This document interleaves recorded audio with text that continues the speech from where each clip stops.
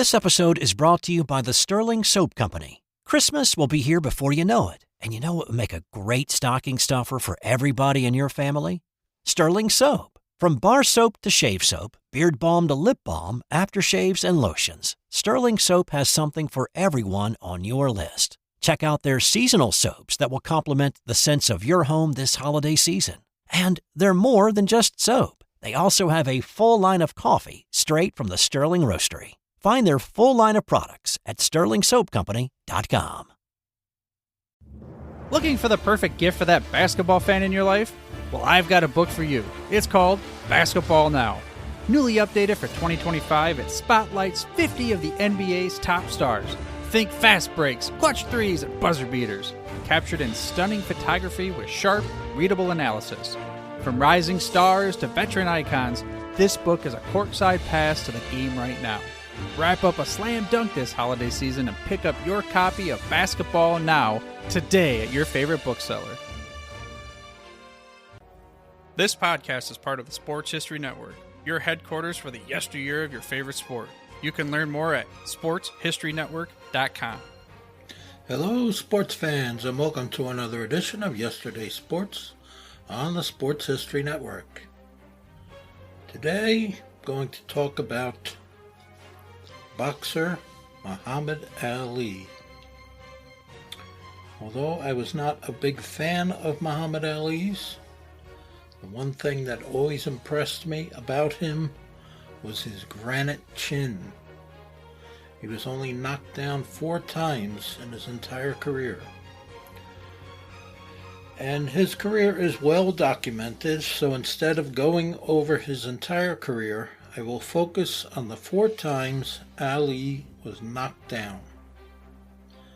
The first time Ali was knocked down was by Sonny Banks. So after winning the gold medal at the 1960 Summer Olympics in Rome, Ali started his professional career on October 29th, 1960. He won his first 10 fights against mostly low-ranked boxers. On February 10th, 1962, he faced Sonny Banks, who had a record of 10-2. Banks, like Ali, was a newcomer, beginning his pro career in 1960. Banks shocked everyone by knocking Ali down in the first round, and it wasn't just a lucky punch. In the first 2 rounds, Banks hit Ali with several shots that clearly hurt him. But Ali, then Cassius Clay, won the fight by TKO in the 4th round. Sadly, Sonny Banks died 3 years later from injuries he sustained in the ring. The second time that Ali was knocked down was by Henry Cooper. After the fight with Banks, Ali won his next 7 fights, raising his record to 18 wins and no losses. His 19th fight was against 29-year-old Henry Cooper, the British and Commonwealth champion. Cooper entered the bout with a 27-8-1 record. Not overly impressive. Although Cooper was technically a heavyweight, his body weight was closer to that of a light heavyweight, and he was 21 pounds lighter than Ali. By the 3rd round, Cooper had a severe cut, and by the 4th round, he was bleeding heavily. Sensing the referee might stop the fight at any moment, Cooper threw a solid body shot at Ali and followed with a powerful left hook that knocked Ali down. Although Ali got up quickly, it was obvious he was hurt, but Cooper didn't get a chance to finish because the bell rang. And there was controversy. Some claimed that while Ali sat on a stool in between rounds, his trainer, Angelo Dundee, gave him smelling salts to help revive him. That sounds innocent enough, but Ali should have been disqualified if that were true, because smelling salts were prohibited in British boxing. The claim was never proven true or false because the film of the fight is unclear. To add to the controversy, Dundee also requested that Ali's boxing gloves be replaced because of a tear in one of them.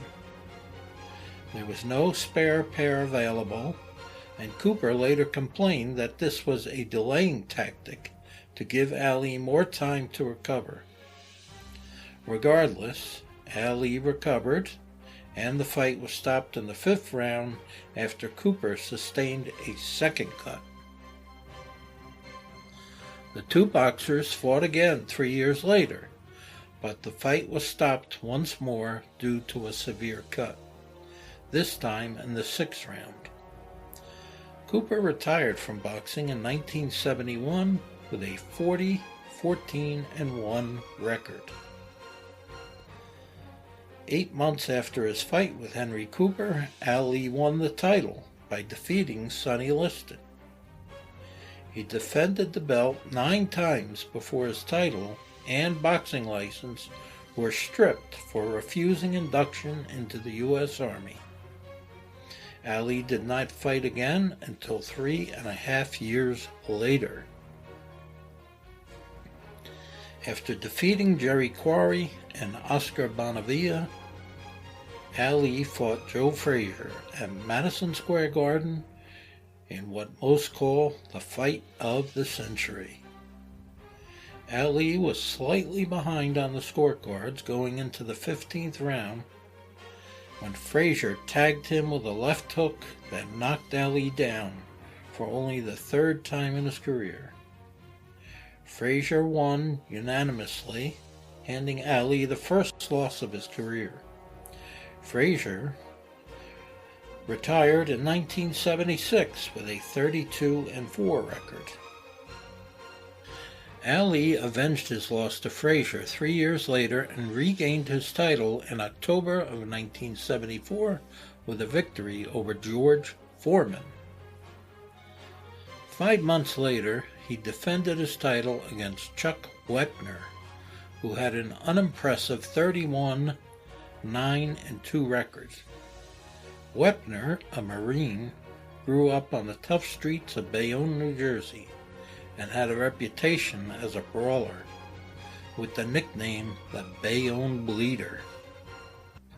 The fight was expected to be easy for Ali, and although he was leading on all 3 scorecards, Wepner was challenging him more than he had anticipated.